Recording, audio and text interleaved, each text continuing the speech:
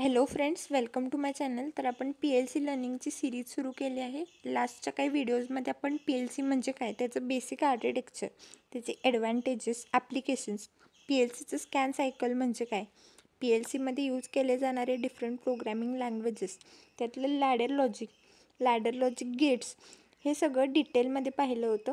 So आजच्या व्हिडिओमध्ये आपण लॅचिंग सर्किट म्हणजे काय असतं PLCमध्ये ते डिटेलमध्ये बघणार आहे. ओके, सो या सिरीजमध्ये आपण याआधी जे काही PLCचे व्हिडिओज बघितले होते त्या सर्व व्हिडिओची मी एक प्लेलिस्ट बनवली आहे. त्या प्लेलिस्टची लिंक मी या व्हिडिओच्या डिस्क्रिप्शन बॉक्समध्ये तुम्हाला देईन.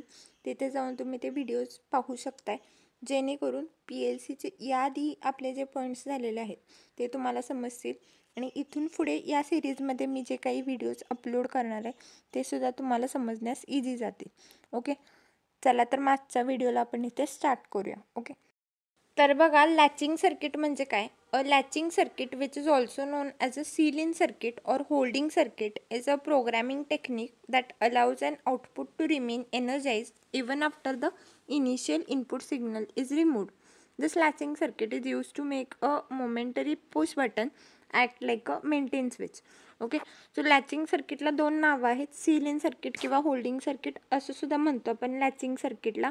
ओके, तर लॅचिंग सर्किट एक असं प्रोग्रॅमिंग टेक्निक आहे जेणेकरून जरी आपण इनिशियल इनपुट सिग्नल रिमूव्ह केला किंवा रिमूव्ह झाला तरीही आउटपुट हा एनर्जाइज राहतो किंवा ऑन राहतो. ओके, मग लॅचिंग सर्किट हे आपण मोमेंटरी पुश बटनला मेंटेन स्विच म्हणून ॲक्ट करण्यासाठी यूज करतो. ओके, तर लास्टच्या व्हिडिओमध्ये आपण PLCमध्ये यूज केले जाणारे कॉन्टॅक्ट्सचे दोन टाईप्स म्हणजे नॉर्मली ओपन आणि नॉर्मली क्लोज कॉन्टॅक्ट्सबद्दल बघितलं होतं.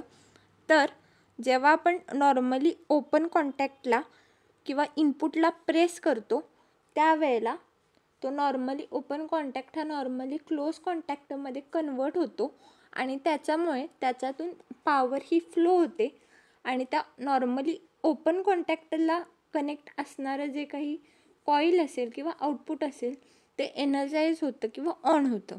ओके, पण जेव्हा आपण नॉर्मली ओपन कॉन्टॅक्टवरचं प्रेशर काढणार आहे तेव्हा जे ते नॉर्मली ओपन कॉन्टॅक्ट हे नॉर्मली क्लोज कॉन्टॅक्टमध्ये कन्वर्ट झालेलं असतं ते परत नॉर्मली ओपन कॉन्टॅक्टमध्ये कन्वर्ट होतं आणि त्याच्यामुळे त्याच्यातून पॉवर फ्लो होऊ शकत नाही आणि त्याच्यामुळे त्याला कनेक्ट असणारा जो काही कॉईल असेल किंवा आउटपुट असेल तो डिसएनर्जाइज होईल किंवा ऑफ होईल. ओके, सो मग हे प्रिव्हेंट करण्यासाठी आपण लॅचिंग सर्किटचा यूज करतो.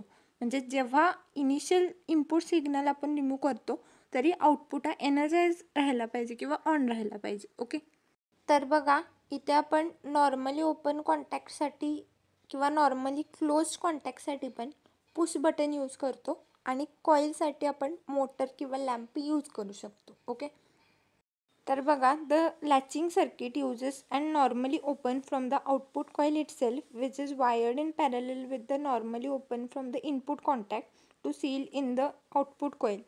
This creates an alternate holding path for the current which allows the output to maintain its state until a separate unlatching or stop condition is met. Okay, तर बघा, latching सर्किटमध्ये आपण काय करतो तर इनपुट कॉन्टॅक्टच्या NOच्या पॅरललमध्ये आपण आउटपुट कॉईलचा NO हा connect करतो जेणेकरून output coil he seal in होईल आणि मग याच्यामुळे एक अल्टरनेट होल्डिंग पाथ क्रिएट होईल करंटसाठी आणि पॉवरसाठी आणि त्याच्यामुळे आउटपुट हा त्याची स्टेट मेंटेन करेल म्हणजे एनर्जाइज किंवा ऑन स्टेट ही मेंटेन करेल जेव्हापर्यंत आपण तिथं अनलॅचिंग किंवा स्टॉप कंडिशन इम्प्लिमेंट करत नाही तोपर्यंत. ओके, तर बघा, इथे या फिगरमध्ये तुम्हाला लॅचिंग सर्किट दिसत असेल. ओके, तर तिथे दोन इनपुट्स आहेत, इनपुट A आणि इनपुट B आणि एक आउटपुट आहे. ओके, तर बघा, इनपुट A हे नॉर्मली ओपन आहे आणि इनपुट B हे नॉर्मली क्लोज्ड आहे. ओके, तर नॉर्मली ओपन इनपुटच्या पॅरललमध्ये आपण आउटपुटचा नॉर्मली ओपन कनेक्ट केला आहे म्हणजेच इनपुट Aच्या पॅरललमध्ये आपण आउटपुट हा कनेक्ट केला आहे. तर हे झालं लॅचिंग सर्किट. ओके, तर खाली त्यांनी सिम्बॉलचे मिनिंगसुद्धा दिलेत. ओके, जर स्क्वेअर ब्रॅकेट असतील दोन तर ते कॉन्टॅक्ट्स असेल आणि जर राऊंड ब्रॅकेट असेल तर ते कॉईल असतं. Okay, the 4 steps of a latching circuit. Okay, तर बेसिकली लॅचिंग सर्किटचे 4 स्टेप्स असतात. फर्स्ट आहे स्टार्ट बटन, सेकंड आहे लॅचिंग और होल्डिंग, थर्ड आहे स्टॉप बटन आणि फोर्थ आहे अनलॅचिंग.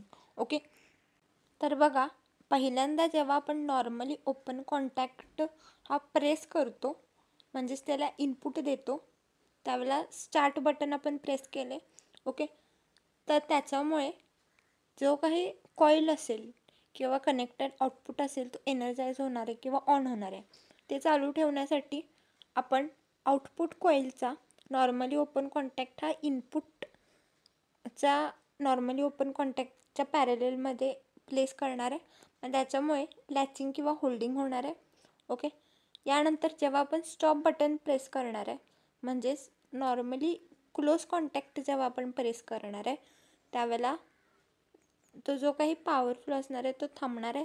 त्याच्यामुळे जो काही कॉईल असेल किंवा आउटपुट असेल तो डिसएनर्जाइज होणार आहे किंवा ऑफ होणार आहे, म्हणजेच तिथं अनलॅचिंग होणार आहे.